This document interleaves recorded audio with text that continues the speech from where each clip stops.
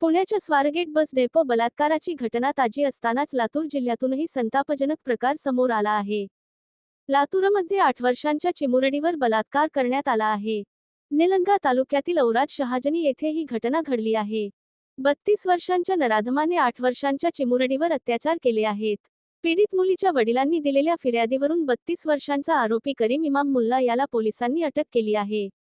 त्याच्यावर कलम 64165-2 BMS 2023 सह कलम 4-8-12 पोक्सो प्रमाणे गुन्हा दाखल करण्यात आला आहे। अल्पवयीन मुलीला दुकानात पाठवण्यासाठी बोलवून घेऊन आरोपीने तिच्यावर अत्याचार केले।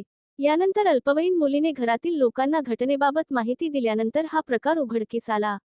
या घटनेमुळे सर्वच पोस्टे औराद शहाजनी तालुका निलंगा हद्दीतील घटना असून यातील पीडित मुलगी अल्पवयीन ही 8 वर्ष 10 महिन्याची आहे।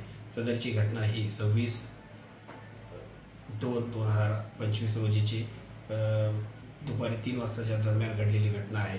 त्यानंतर यातील पीडित मुलीचे आई आणि वडील पीडित मुलीसह काल दिनांक 27 रोजी पोस्टेला सकाळी हजर आलेवरून त्यांच्या यातील पीडित मुलीच्या वडिलांच्या जबाबावरून यातील आरोपी विरोधात काल दिनांक 27 रोजी 12:18 वाजता पोस्टे औराद शहाजनी येथे CR नंबर 45/25 कलम 64(1)65(2) BNS आणि पोक्सो ॲक्ट 4-8-12 अन्वये गुन्हा दाखल झालेला आहे। गुन्हा दाखल होताच यातील नमूद आरोपी इमाम शेख वय वर्ष 28 राहणार हलगरा तालुका निलंगा यास तात्काळ ताब्यात घेऊन त्याला सदर गुन्ह्यामध्ये काल दिनांक 27/2 रोजी 18:33 वाजता अटक करण्यात आलेली आहे। त्यानंतर यातील पीडित मुलीस तात्काळ वैद्यकीय तपासणीकामी उपजिल्हा रुग्णालय निलंगा येथे पाठवून वैद्यकीय तपासणी करण्यात आलेली आहे।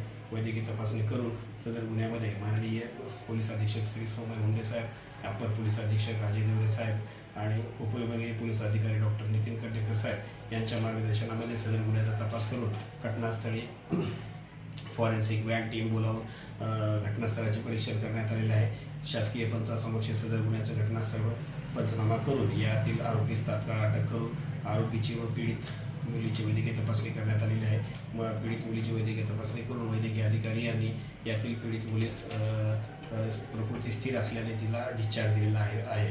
त्यानंतर यातील आरोपीस आज रोजी माननीय अतिरिक्त सत्र न्यायालय निलंगा यांच्या समक्ष हजर केले असता माननीय न्यायालयाने सदर आरोपीला दिवसाची PCR दिले सर त्याला